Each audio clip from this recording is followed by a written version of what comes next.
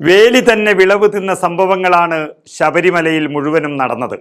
അതിപ്പോൾ SIT എന്ന പ്രത്യേക അന്വേഷണത്തിന്റെ കാര്യത്തിലും അത് തന്നെ നടക്കുകയാണ്. അതായത് CPMന്റെ നേതൃത്വത്തിലുണ്ടായിരുന്ന 3 ദേവസ്വം ബോർഡ് ഭരണസമിതികൾ മത്സരിച്ച് സ്വർണ്ണക്കൊള്ള നടത്തിയത് കൊണ്ടാണ് പ്രധാനപ്പെട്ട CPM നേതാക്കളെല്ലാം ഇപ്പോൾ അകത്ത് കിടക്കുന്നത്. അതിലൊരു കോൺഗ്രസുകാരനും ഉൾപ്പെട്ടിട്ടില്ല. ഏകദേശം 9 വർഷത്തോളം ഇങ്ങനെ 3 ഭരണസമിതികൾ ഇതിൽ ഉൾപ്പെട്ടു. ശബരിമല വിഷയത്തിൽ UDF ഭരണസമിതിയെ ഇപ്പോൾ കള്ളക്കേസിൽ കൊടുക്കാൻ SIT ശ്രമിക്കുന്നതായി വിവരം ലഭിക്കുകയാണ്. വർഷങ്ങളോളം ഭരിച്ച ഭരണസമിതികൾ കട്ടുമുടിച്ചത് കോടിക്കണക്കിന് രൂപയുടെ അയ്യപ്പന്റെ സ്വർണമാണ്. അതിൽ ഉൾപ്പെട്ടിട്ടുള്ള തന്ത്രി വര്യനെ അറസ്റ്റ് ചെയ്തുവെങ്കിലും മന്ത്രി വര്യനെ അറസ്റ്റ് ചെയ്യാൻ ബാക്കിയുണ്ട്.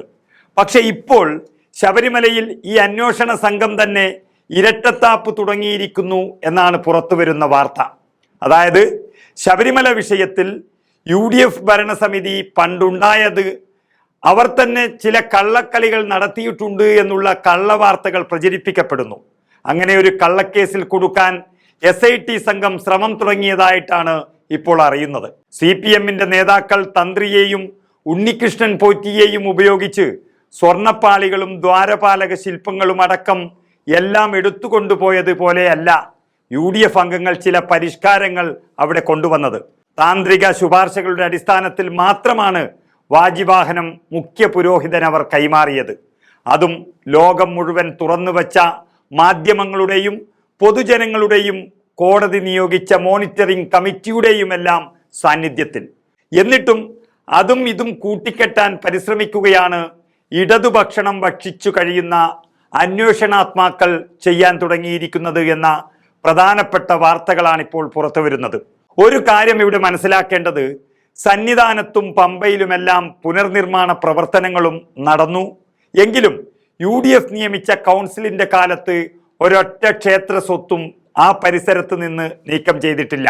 എന്നിരിക്കെ ഈ വാജിവാഹനം വീണ്ടെടുക്കുന്നതിനോ അഷ്ടദിക്പാലക വിഗ്രഹങ്ങൾ എവിടെ സൂക്ഷിക്കുന്നതിനോ എന്തെങ്കിലും ക്രമക്കേടുകളോ വീഴ്ചകളോ ഉണ്ടായാൽ അതിൻ്റെ പൂർണ്ണ ഉത്തരവാദിത്വം തുടർന്നുള്ള ഭരണസമിതികൾക്കാണ്.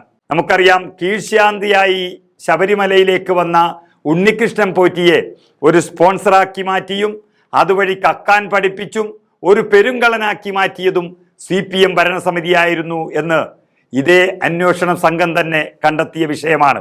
എപ്പോൾ മുതലാണ് ശബരിമലയിൽ യഥാർത്ഥ മോഷണം തുടങ്ങിയത് എന്നും ആരാണ് അതിന് തുടക്കം കുറിച്ചത് എന്നും വളരെ വ്യക്തമായി തന്നെ അറിയാവുന്നവരാണ് SIT സംഘം. എന്നിട്ടും പ്രയാർ ഗോപാലകൃഷ്ണനെ പോലുള്ള ഒരേറ്റവും ഭക്തിയോടുകൂടി കാര്യങ്ങൾ ചെയ്ത അയ്യപ്പന്റെ ഒരു അനുയായിയെ ലക്ഷ്യം വെച്ചും തങ്ങളുടെ നിരീക്ഷണത്തിലുള്ള വലിയ അഴിമതി മറച്ചുവെച്ചും CPM സ്വന്തം പരാജയങ്ങളിൽ നിന്ന് ശ്രദ്ധ തിരിക്കാൻ ശ്രമം തുടങ്ങി. അതെന്തിനാണ് എന്ന് നമ്മൾക്ക് മനസ്സിലാക്കാം. അവർ ജനങ്ങളുടെ മുന്നിൽ തകർന്നിരിക്കുകയാണ്. പക്ഷേ ഭഗവാന്റെ മുന്നിലെ യഥാർത്ഥ കഥകൾ മറച്ചുവെക്കാൻ ഹൈക്കോടതി നിയോഗിച്ച SITയും ശ്രമിച്ചാൽ അത് വലിയ പ്രതിഷേധം തന്നെ നേരിടേണ്ടി വരുമെന്നാണ് UDF നൽകുന്ന മുന്നറിയിപ്പ്.